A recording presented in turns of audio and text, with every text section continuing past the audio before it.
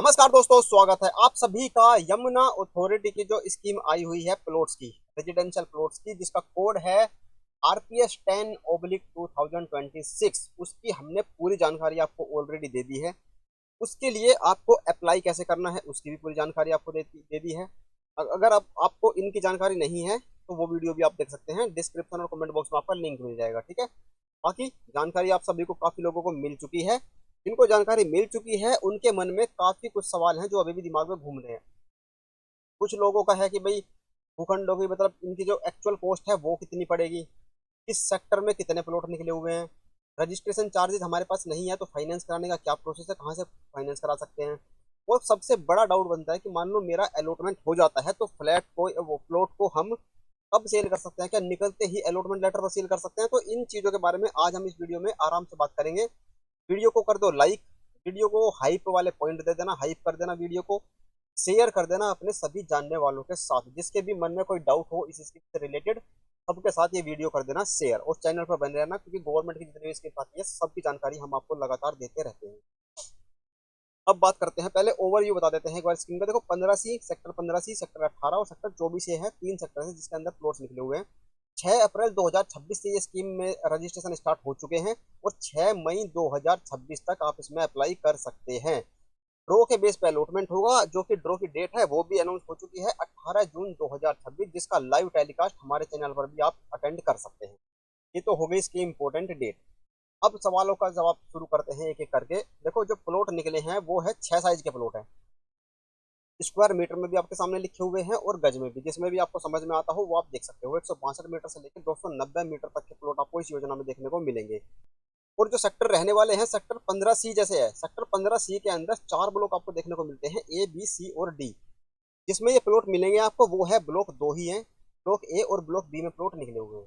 Sector 18 में pocket 9A के अंदर ये प्लॉट निकले हुए हैं और सेक्टर 24A के अंदर ये जो प्लॉट है निकले हुए हैं। ठीक है, तो ये लोकेशन आपको थोड़ा आइडिया लग गया होगा कहाँ कहाँ पर निकले हैं।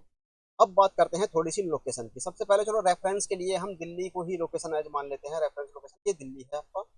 इधर इसके ईस्ट में पड़ता है गाजियाबाद। यहाँ पड़ता है आपका ये नोएडा। जब आप दिल्ली से नोएडा आओगे, नोएडा से गाजियाबाद, वो ग्रेटर नोएडा, ग्रेटर नोएडा से आपको मिल जाएगा ये ताज एक्सप्रेस वे, जिसे हम बोलते हैं यमुना अथॉरिटी की यमुना एक्सप्रेस वे।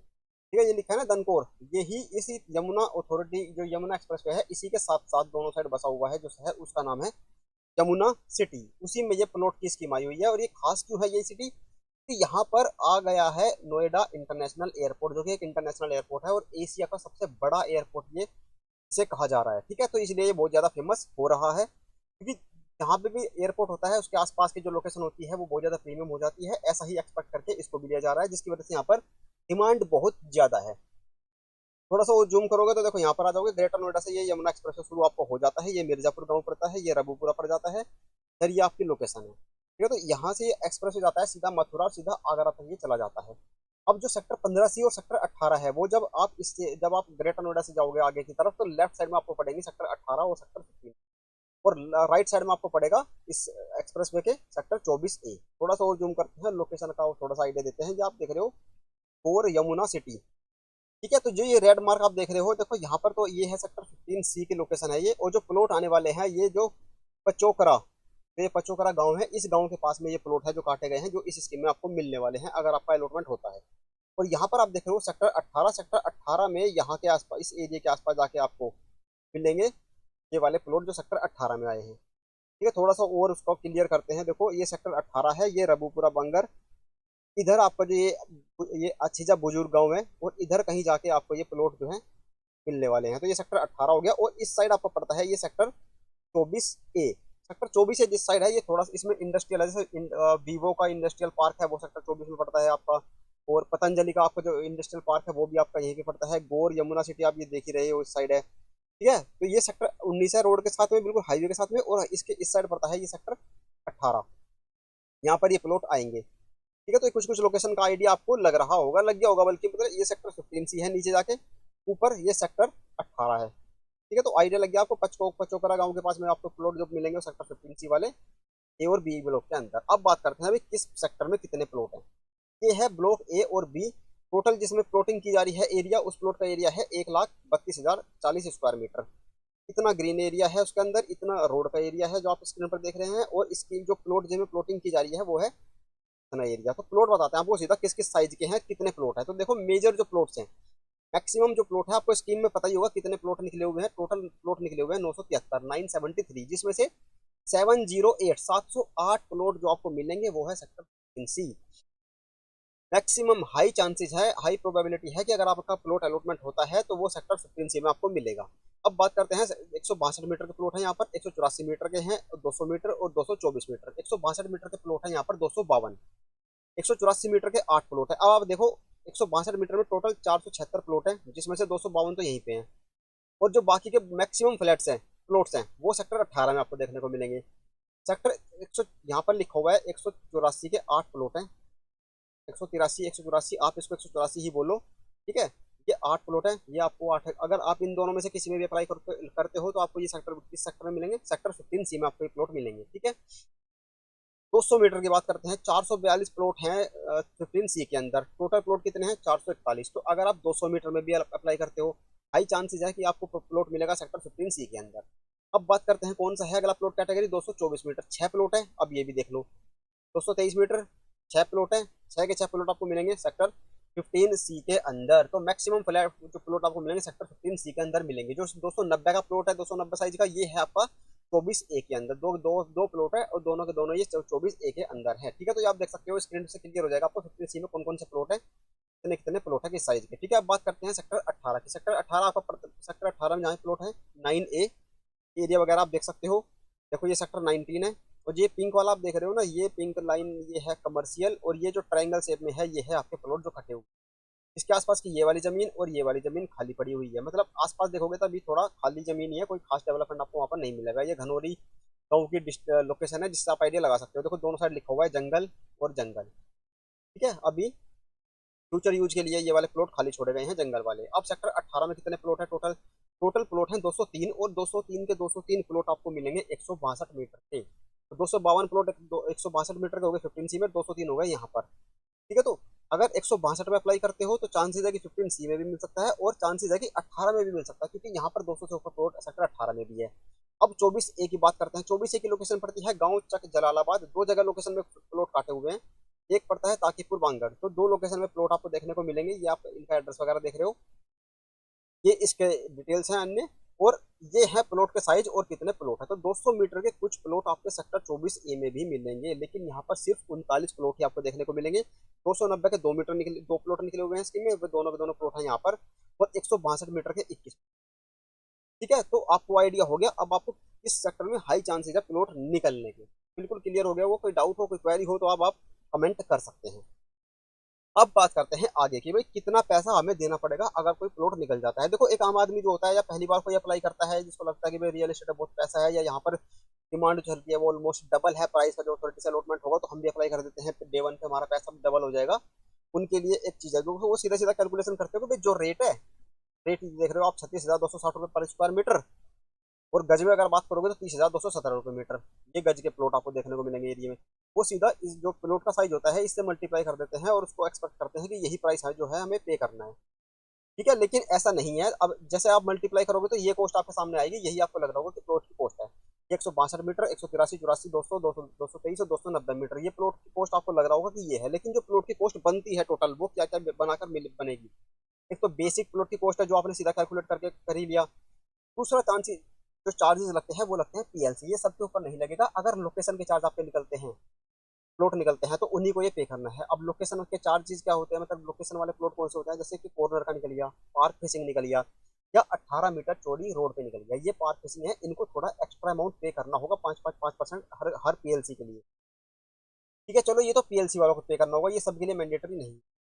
जो ये लीज रेंट है, अब लीज रेंट भी पे करना होता है, और रजिस्ट्री और स्टाम्प ड्यूटी, इसका तो आपको पता ही होगा, ठीक है। तो अब ये कितने कितने चार्जेस है, ये लीज रेंट 10% है, मैंडेटरी है, हर किसी को पे करना ही है। रजिस्ट्री और स्टाम्प ड्यूटी 7% मैंडेटरी है, हर किसी को पे करना ही है। तो 17% तो एक्स्ट्रा आप सीधे सीधे जोड़ देना, वो हर किसी को पे करना है। अभी जो आपको चार्जेस बताते हैं पहले, जो मैंडेटरी है हर किसी के लिए, जो मिनिमम चार्जेस है हर कैटेगरी के प्लॉट के लिए, वो साइज आप देख लो कितना आपको टोटल पड़ेगा। तो 162 मीटर की अगर आप बात करोगे तो ये आपका पड़ेगा 58,74,000 रुपए से लेके ये 68,72,000 रुपए का। ये तो बेसिक सेलिंग प्राइस हो गया। रजिस्ट्री और स्टाम्प ड्यूटी, मतलब रजिस्ट्री और जो लीज रेंट है उसको मिला के ये पड़ेगा आपको 68,72,000 रुपए का। आपको लग रहा था कि ये 58 लाख का है, तो 10 लाख रुपए बढ़ गए। यहाँ पर 183 वाला देख सकते हो, आपको लग रहा था 66 का है, लेकिन ये पड़ेगा आपको 77.5 लाख का। 184 वाले में भी सेम है।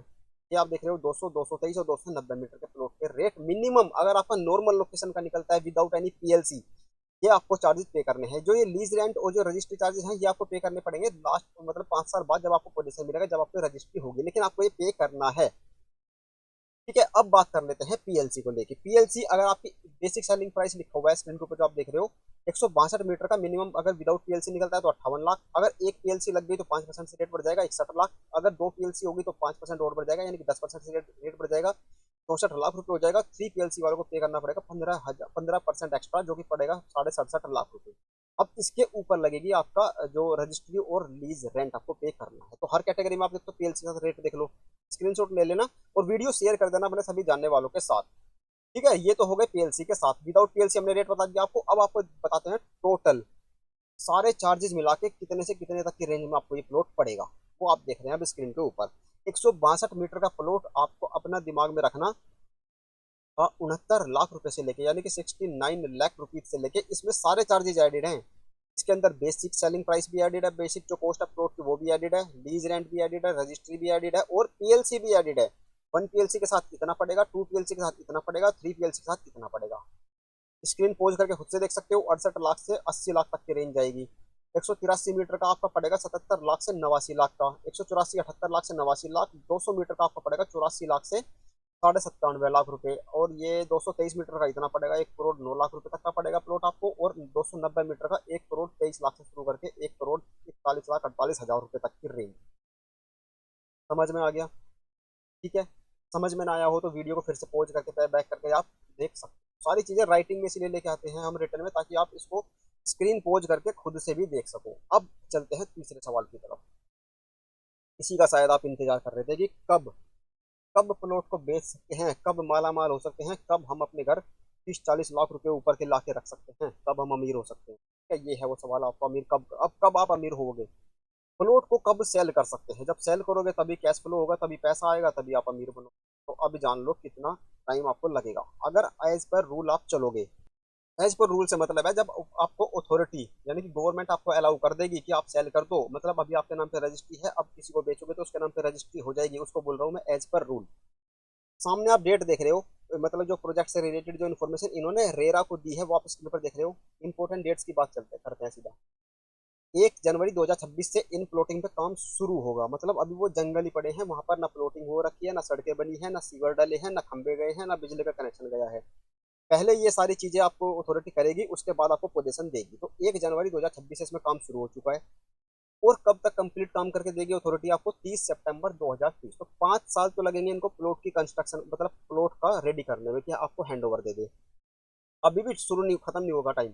5 साल बाद तो आपको मिनिमम लगेंगे प्लॉट का पोजीशन मिलने में। उसके बाद अथॉरिटी बोलती है आप उसका कंस्ट्रक्शन करो। कुछ मैंडेटरी कंस्ट्रक्शन जो अथॉरिटी बोलती है कि 25% एटलीस्ट आपको करना है within 3 years since the date of possession. आप वो 25% वाली कंडीशन पूरी करोगे। मान लो आप उसको कितना टाइम में करते हो, अथॉरिटी 3 साल का टाइम देती है। मान लो आपने 5 साल बाद, 2 साल बाद आप उसको कंस्ट्रक्शन करने में लगा दिया, तो 7 साल निकल गए। अब अथॉरिटी आपको देगी कंप्लीशन सर्टिफिकेट। जब आपको सीसी मिल जाएगा उसके बाद आप ओपन है उसको बेचने के लिए। तो इतना टाइम है एज पर रूल। ठीक है, ये तो होगी क्लियर बात। लेकिन कुछ आपको मार्केट में मिल जाएंगे लोग जो बोलते हैं कि अलॉटमेंट लेटर पर भी सेल हो जाता है। मुझे उसके बारे में कोई इन्फॉर्मेशन नहीं है, मुझे उसके बारे में कोई अवेयरनेस या कोई भी मुझे उसके बारे में कुछ नहीं पता मुझे। ठीक है, तो ये था एज पर रूल। आप कब बेच सकते हो? तो 5 से 7 साल के बाद आप उसको एज पर रूल बेच सकते हो। एज पर रूल यानी कि जब आप बेचोगे पहले नाम पे, आपके नाम पर रजिस्ट्री है, फिर जिसको बेचोगे उसके नाम पर रजिस्ट्री आपकी हो जाएगी। ठीक है, तो अथॉरिटी आपको उसकी परमिशन देगा, वो आपका बिक जाएगा। तो लीज डीड जो आपके नाम पर थी वो लीज डीड उसके नाम पर ट्रांसफर डीड बन जाएगी फिर। ठीक है, तो ये डाउट क्लियर आपका हो गया होगा। अगर आपको पता करना है कि भाई अलॉटमेंट लेटर पर कैसे बिकता है, तो भाई एक बार वहाँ विजिट कर लेना। जो वहाँ पर प्रॉपर्टी डीलर्स हैं, ब्रोकर्स हैं, जो एजेंट्स हैं, उनसे बात कर लेना। उनसे बात करोगे, आपके सारे जो डाउट है कि भाई बिक जाता है कि नहीं बिक जाता, तो वो भी क्लियर आपका हो जाएगा। अब बात करते हैं रजिस्ट्रेशन चार्जेस की। अप्लाई तो करना है, डिसाइड कर लिया है, लेकिन पैसा नहीं है भाई इतना अमाउंट का वो करने के लिए, खर्च करने के लिए, तो कहाँ से क्या करें? सबसे पहले तो आपको करना है ऑनलाइन अप्लाई, जिसके लिए हमने आपको स्टेप बाय स्टेप दिखा दिया है कैसे अप्लाई करना है, वो वीडियो देख लेना, अप्लाई कर देना। 600 रुपये की पेमेंट कर दोगे, सारे डिटेल्स भर दोगे, लास्ट स्टेप आएगा आपका, वो बोलेगा भाई रजिस्ट्रेशन अमाउंट भी पे करो। अब रजिस्ट्रेशन अमाउंट कितनी है? रजिस्ट्रेशन अमाउंट आपको पे करनी पड़ेगी 5,87,000 रुपये। आप सोचोगे यार ये तो ज़्यादा है, इतना अमाउंट तो मेरे पास नहीं है। तो फाइनेंस कराने का प्रोसेस होगा, उस फॉर्म को जब आप भर दोगे, है ना, अमाउंट की भी बात करते हैं, जब आप उस फॉर्म को भर दोगे उसकी फोटो कॉपी लेना, प्रिंट करना, मतलब उस एप्लीकेशन फॉर्म को बिना रजिस्ट्रेशन फीस पे किए। पासपोर्ट साइज फोटो, जो ये फोटो जो स्क्रीन पर आप डॉक्यूमेंट देख रहे हैं ना, ये बैंक में लेके जाना है। कौन से बैंक में लेके जाने हैं आपको? ये वाली जो ब्रांचेज अभी आपको दिखेगी, ये वाली ब्रांचेज में जाके, जो फाइनेंस कर रही है इसके लिए।